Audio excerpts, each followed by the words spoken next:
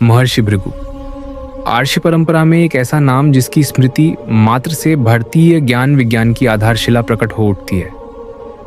हजारों वर्ष पूर्व जिनकी दृष्टि में समय का हर रहस्य समा जाता था, वे केवल दृष्टा ही नहीं बल्कि मानव शरीर और चेतना के भीतर छिपे उस गूढ़ कोड को पहचान चुके थे जिसे आज की आधुनिक विज्ञान डीएनए कहकर संबोधित करती है। ये कथा उनकी दूरदर्शिता, उनकी वैज्ञानिकता और मनुष्य के भविष्य को पढ़ सकने की अद्भुत क्षमता का परिचय है। समय चक्र घूमता है, युग बदलते हैं, मनुष्य अपनी सीमाओं को तोड़ते हुए आगे बढ़ता है, परंतु कुछ सत्य ऐसे होते हैं जो समय से परे होते हैं। महर्षि भृगु का ज्ञान भी ऐसा ही है, अनादि, अनंत और अविनाशी। महर्षि भृगु उस कालखंड के वैज्ञानिक थे जब विज्ञान को विज्ञान नहीं कहा जाता था, जब प्रयोगशालाएं तपोवनों में होती थीं और प्रयोग साधना द्वारा सिद्ध किए जाते थे। वे मनुष्य के जीवन की हर संभावना, हर गुण, हर दोष, हर सफलता, हर विफलता, सब कुछ उसके शरीर और उसकी चेतना में लिखी हुई एक सूक्ष्म लिपि में पढ़ सकते थे। आज से हजारों वर्ष पहले जब मानव शरीर के भीतर छिपे आनुवंशिक कोड का विज्ञान को अनुमान भी न था, तब भृगु अर्षि ने घोषणा की थी कि मनुष्य का चरित्र, भविष्य, स्वभाव, उसकी बीमारियां, उसकी प्रतिभा, यहाँ तक कि उसके जन्म का उद्देश्य भी उसके शरीर में सुरक्षित किसी अदृश्य सूत्र में लिखा हुआ है। उनका कहना था कि यह सूत्र हर मनुष्य में अलग होता है, परंतु कुल परंपरा में यह गुणसूत्र आगे बढ़ता रहता है, पीढ़ी दर पीढ़ी, वंश दर वंश, ठीक वैसे ही जैसे आज हम जीन और डीएनए में गुणों के संचरण को जानते हैं।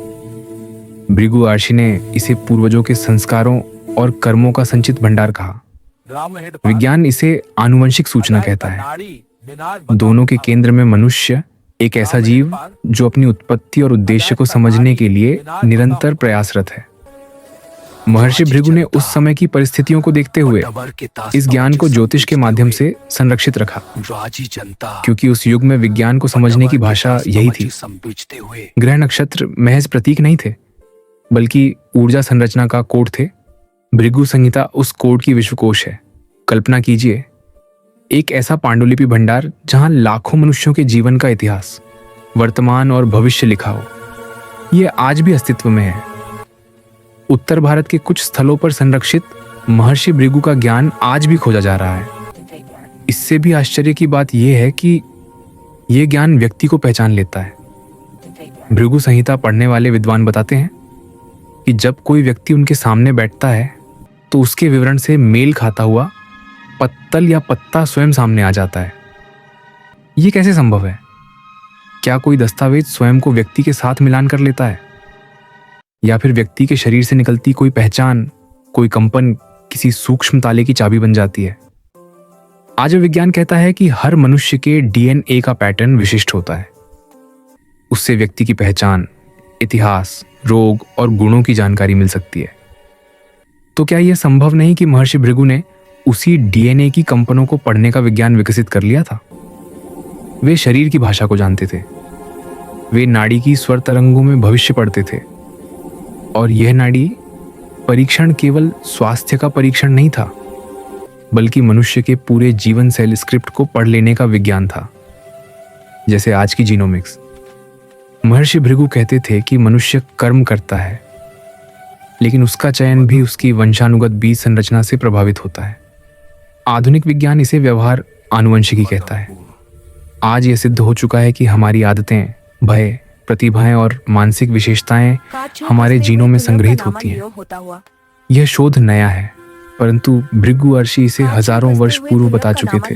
वे कहते थे कि व्यक्ति का जन्म केवल एक घटना नहीं, बल्कि एक योजनाबद्ध क्रम है। ब्रह्मांड में जब आत्मा और प्रकृति की आवृत्तियां अनुकूल होती हैं, तभी जन्म होता है। यह विकास का नहीं, पुनर्जन्म का क्रम है। डीएनए इस डिजाइन का वाहक है। हर व्यक्ति अपने पूर्वजों की अधूरी कहानी लेकर जन्म लेता है। कुछ भाग्य लिखकर आता है, कुछ कर्मों से लिखता है। आधुनिक विज्ञान का जीन एडिटिंग उसी सिद्धांत की तकनीकी व्याख्या है, जहां डीएनए को बदला जा सकता है और भविष्य को संशोधित किया जा सकता है। भृगु अर्षि कहते थे कि मंत्र, साधना, पूजा और तप डीएनए की सक्रियता और निष्क्रियता को बदल सकते हैं। आज वैज्ञानिक इसे एपिजेनेटिक्स के नाम से जानते हैं, जहां जीवन शैली और चेतना जीनों के व्यवहार को बदल देती है। भृगु संहिता के पन्नों में न केवल भविष्यवाणियां हैं बल्कि उपचार भी हैं, जैसे ग्रहों के उपाय। उनके उपाय वास्तव में ऊर्जा संशोधन की तकनीकें थीं। यह ब्रह्मांडीय तरंगों और मानव डीएनए के बीच एक संवाद है। भृगु आर्षि ने बताया था कि हर ग्रह एक विशेष तरंग उत्पन्न करता है और मनुष्य का डीएनए इन तरंगों से प्रभावित होता है।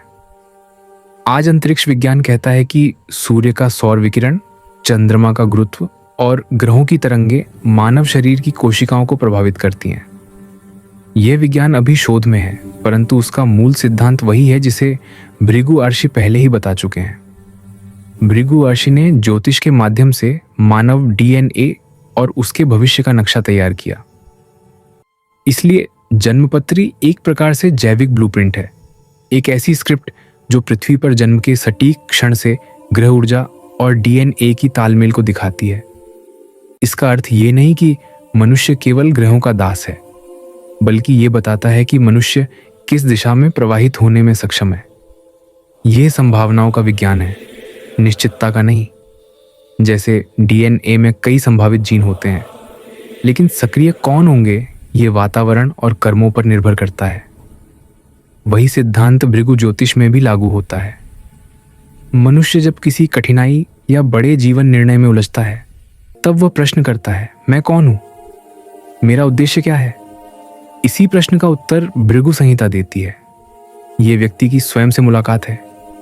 जैसे कोई दर्पण शरीर को दिखाता है, वैसे ही भृगु संहिता आत्मा और उसके डीएनए की कहानी दिखाती है। ये न केवल विज्ञान का विषय है, बल्कि अध्यात्म की अनुभूति भी है। भृगु आर्षि जानते थे कि शरीर और चेतना दोनों के बिना मानवपूर्ण नहीं।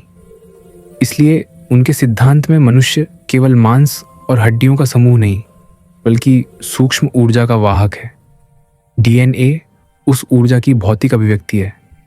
उनके अनुसार जन्म केवल शरीर पाने का कार्य नहीं, बल्कि चेतना को नया मंच मिलना है। उसी मंच पर जन्मपत्री की ग्रह लिपि और डीएनए की आनुवंशिक लिपि मिलकर व्यक्ति का भाग्य लिखती है। वे एक दूसरे से संवाद करती हैं, कभी संघर्ष, कभी सहयोग। यही जीवन का नाटक है।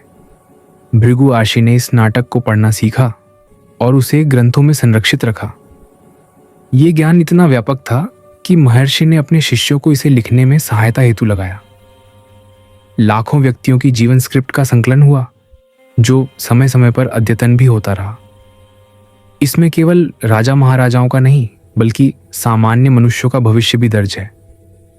ये सत्य अपने आप में आश्चर्य है। भृगु आर्षि कहते थे कि हर मनुष्य महत्वपूर्ण है। हर जीवन में एक विशेष उद्देश्य होता है।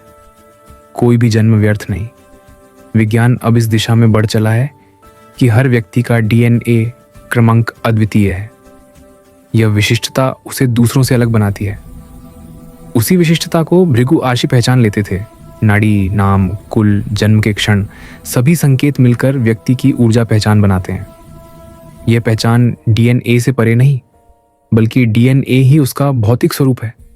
आज विश्व भर में डीएनए रिसर्च के माध्यम से वंशावली खोजी जा रही है। GIANT project, genome India, ancestry DNA, ये सभी शोध ये बताने लगे हैं कि मनुष्य अपनी जड़ों से कितना गहराई से जुड़ा है। भृगु ऋषि हजारों वर्ष पहले यह जानते थे कि पूर्वजों के कर्म, रोग और प्रतिभा सब आने वाली पीढ़ियों में प्रवाहित होते हैं। वे कहते थे कि जब तक कोई वंश अपनी दोषपूर्ण प्रवृत्तियों को तप, साधना या कर्म संशोधन द्वारा नहीं बदलता, तब तक दोष विरासत में चलते रहते हैं। ये बात आज जेनेटिक काउंसलिंग का मूल सिद्धांत है। भृगु का सिद्धांत केवल शरीर तक सीमित नहीं, वे आत्मा की यात्रा को भी इस क्रम का हिस्सा मानते थे। डीएनए जीव का अभिलेख है, आत्मा अनुभव का। दोनों मिलकर मनुष्य को उसकी पूर्णता देते हैं। आत्मा स्मृतियों का भंडार है, डीएनए भौतिक स्मृतियों का। व्यक्ति का भय, उसकी संवेदनाएं, उसकी रुचियां, ये सब केवल पर्यावरण से नहीं, बल्कि कई जन्मों के संचय से बनती है। विज्ञान इसे एपिजेनेटिक मेमोरी कहकर स्वीकार कर रहा है और भृगु आर्षि से स्मृति संस्कार कहते थे। यदि कोई मनुष्य अपने जीवन में आध्यात्मिक साधना करता है तो वह अपने डीएनए को पवित्र करता है अगली पीढ़ियों के लिए। यह परिवर्तन विरासत बन जाता है। योग, ध्यान और मंत्र साधना डीएनए की ऊर्जा आवृत्ति बढ़ाती है। इससे व्यक्ति रोगों से मुक्त और मानसिक रूप से सक्षम बनता है।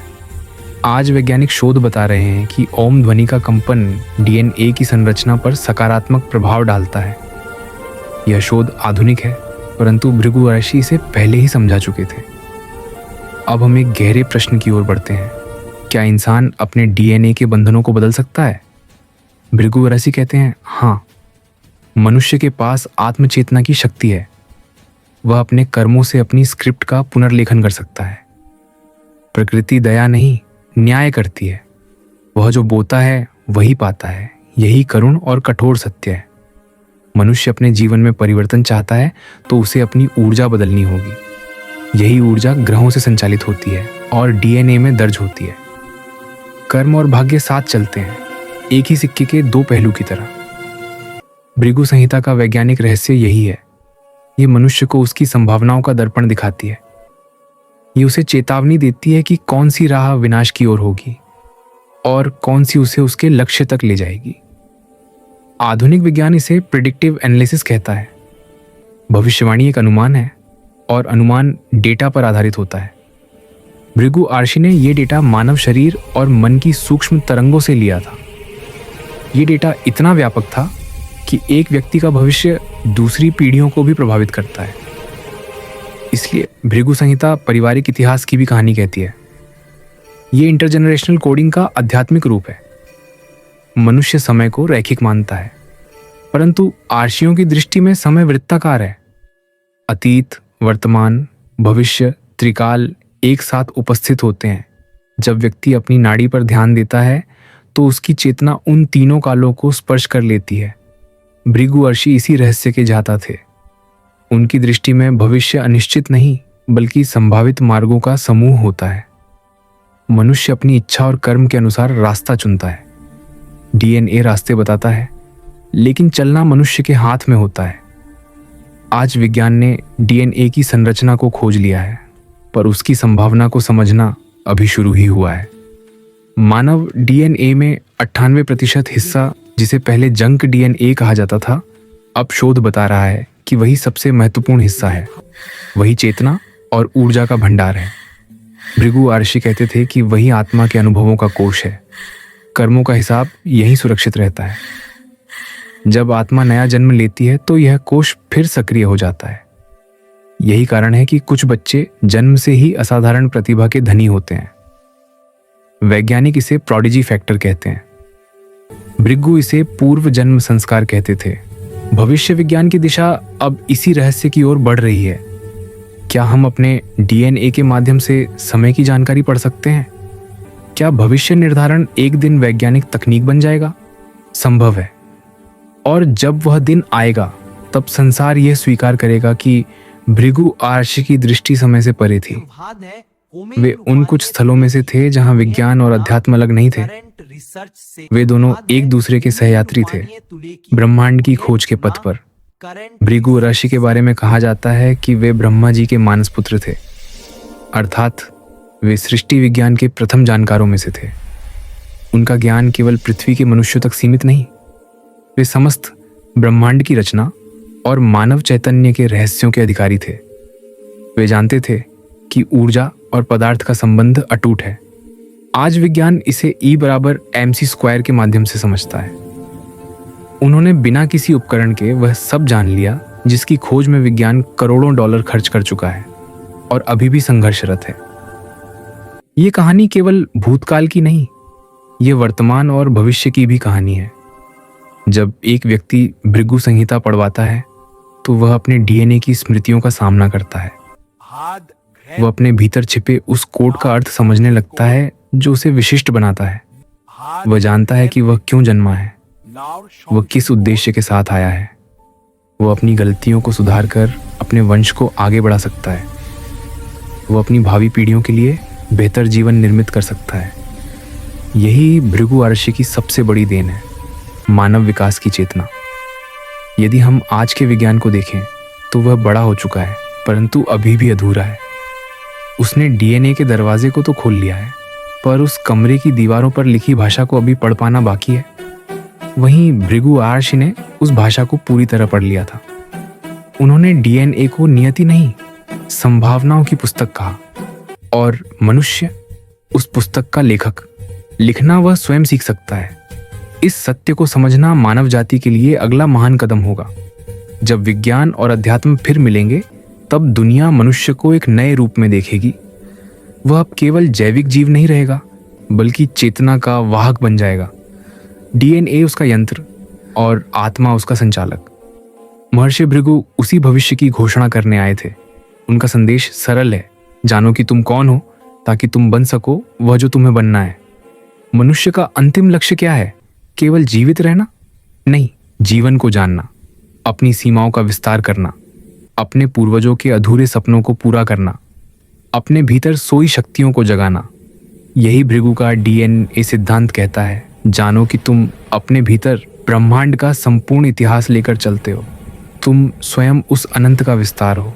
तुम्हारी एक एक कोशिका में सृष्टि की पहली धड़कन का निशान है। तुम नश्वर शरीर में अमर चेतना हो।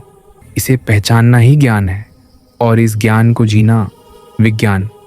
समय के इस मोड़ पर आकर ऐसा प्रतीत होता है कि विज्ञान वहां पहुंचा है जहां आर्षियों की दृष्टि पहले ही पहुंच चुकी थी। अंतर बस इतना है कि विज्ञान प्रमाण मांगता है और आर्षि अनुभव प्रदान करते हैं। प्रमाण और अनुभव दोनों मिलकर सत्य की रचना करते हैं। महर्षि भृगु का ज्ञान इसी सत्य का साक्षी है। उन्होंने मानव जाति को बताया कि तुम अपने भीतर छिपे उस कोड को समझो, जिसे प्रकृति ने बड़े प्रेम से तुम्हें सौंपा है। वही तुम्हारा भविष्य है, वही तुम्हारी विरासत, और वही तुम्हारी मुक्ति। उनकी मृत्यु नहीं हुई, वे आज भी उसी चेतना रूप में विद्यमान हैं। उनके द्वारा छोड़ी गई संहिता आज भी पढ़ी जाती है। लाखों लोग अपने जीवन के कठिन क्षणों में वहां पहुंचते हैं और उस अदृश्य शक्ति को महसूस करते हैं जो उन्हें दिशा देती है। यदि यह मात्र संयोग है, तो संयोग इतना सटीक कैसे हो सकता है? यह ऊर्जा विज्ञान है। यह डीएनए और चेतना का संवाद है। यह मनुष्य और ब्रह्मांड के बीच का संबंध है। जब हम इस ज्ञान को स्वीकार करेंगे, तब हम समझेंगे कि हमारा हर विचार, हर कर्म, हर निर्णय भविष्य की पीढ़ियों तक प्रतिध्वनित होता है। हमारा डीएनए हमारी कहानी आगे बढ़ाता है, और भविष्य के बच्चे हमारे ही लिखे चरित्र के साथ जन्म लेते हैं। इसलिए भृगु आर्षि की वाणी कहती है, अच्छे कर्म करो, अपनी ऊर्जा को शुद्ध करो, ताकि तुम्हारी आगामी पीढ़ियां मजबूत हों, स्वस्थ हों और प्रकाश से भरी हों। ये विज्ञान भी है, अध्यात्म भी। ये मानवता की रक्षा का मंत्र है। मनुष्य की खोज कभी समाप्त नहीं होगी, क्योंकि ब्रह्मांड असीम है और मनुष्य उसका प्रतिरूप। महर्षि भृगु इस सत्य को जानते थे, इसलिए उन्होंने अपने ज्ञान को आने वाली पीढ़ियों के लिए सुरक्षित रखा, एक दीपक की तरह जो अंधकार आने पर भी मार्ग दिखा सके।